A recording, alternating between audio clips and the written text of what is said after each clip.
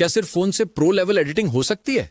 ज्यादातर लोग सोचते हैं इसके लिए बड़ा सेटअप चाहिए, लेकिन सच ये है अगर आपके पास क्रिएटिव सोच और सही तरीका है तो आप बना सकते हैं एकदम प्रोफेशनल वीडियो।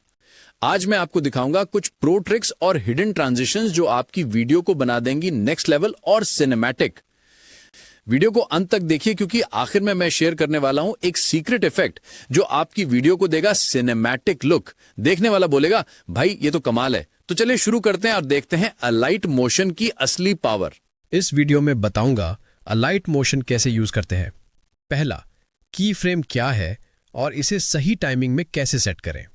दूसरा, इफेक्ट क्या होता है और इसे वीडियो में परफेक्ट तरीके से कहां लगाएं। तीसरा, कैमरा का यूज कब और कैसे करें ताकि वीडियो में प्रोफेशनल मूवमेंट दिखे।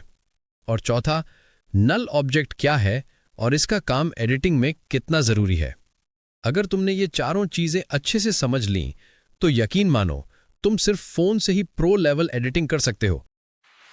तो चलिए शुरू करते हैं अलाइट मोशन कोर्स पार्ट 1, जहां से तुम्हारा एडिटिंग लेवल एकदम नेक्स्ट लेवल पर जाने वाला है। तो चलो वीडियो शुरू करते हैं।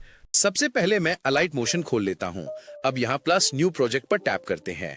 मैं यहाँ फुल HD रेजोल्यूशन चुनता हूं जिससे आउटपुट परफेक्ट YouTube साइज में रहे।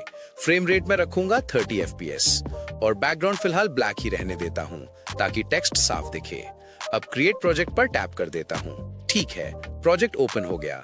अब मैं नीचे प्लस आइकन पर टैप करता हूँ और यहाँ से टेक्स्ट लेता हूँ। यहाँ मैं लिख देता हूँ सेट जोन YT। तुम चाहो तो अपना नाम या चैनल नेम भी डाल सकते हो। ओके करता हूँ और अब इसे बीच में एडजस्ट कर देता हूँ ताकि परफेक्ट सेंटर में रहे। सबसे पहले मैं टेक्स्ट पर क्लिक करता हूँ ताकि उसके सारे एडिटिंग ऑप्शंस खुल जाएं। अब मैं मूव एंड ट्रांसफॉर्म वाला ऑप्शन खोलता हूँ। अब यहाँ 3 एक्सेस होते हैं, X, Y और Z। X का मतलब होता है लेफ्ट से राइट मूवमेंट, Y का मतलब होता है अप और डाउन मूवमेंट और Z दिखाता है डेप्थ यानी कैमरा से कितना पास या दूर है। उदाहरण के लिए अगर मैं Z की वैल्यू बढ़ाऊं तो टेक्स्ट छोटा नहीं हो रहा होता, बल्कि ऐसा लगता है जैसे कैमरा उससे थोड़ा दूर चला गया हो। और अगर मैं Z की वैल्यू घटाऊं तो टेक्स्ट बड़ा नहीं हो रहा होता, बल्कि कैमरा उसके पास आ रहा होता है।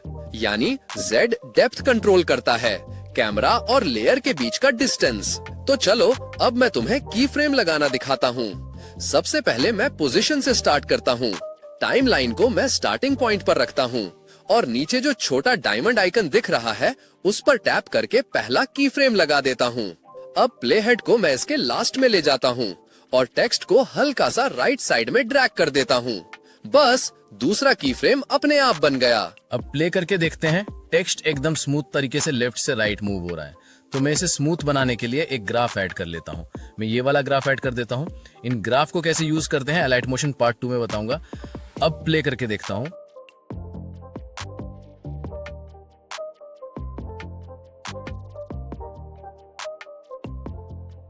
इसे और बेहतर बनाने के लिए मैं की फ्रेम को पास में कर देता हूँ।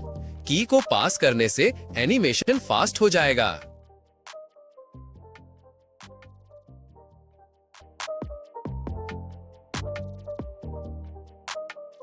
अब तक हमने टेक्स्ट एनिमेशन, की फ्रेम और ग्राफ की पूरी वर्किंग समझ ली। अब मैं टेक्स्ट को हटा देता हूँ और अपनी टाइमलाइन में एक इमेज ऐड करता हूँ। अब हम इमेज के साथ काम करेंगे। अब मैं आपको बताता हूँ 3 इंपॉर्टेंट टूल्स के बारे में जो मूव एंड ट्रांसफॉर्म सेक्शन में होते हैं। इन्हीं से पूरी एनिमेशन कंट्रोल होती है।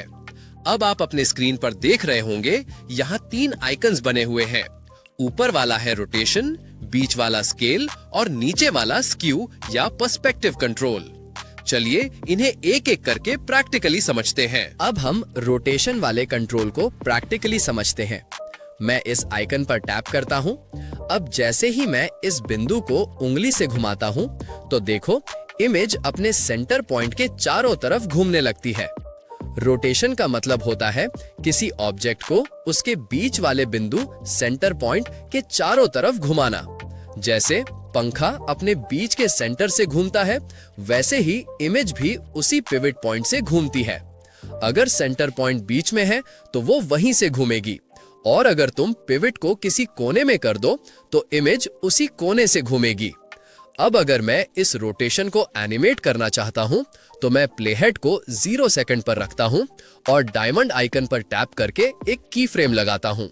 फिर प्लेहेड को 2 सेकंड पर ले जाकर इमेज को हल्का रोटेट करता हूं, लगभग 45 डिग्री तक।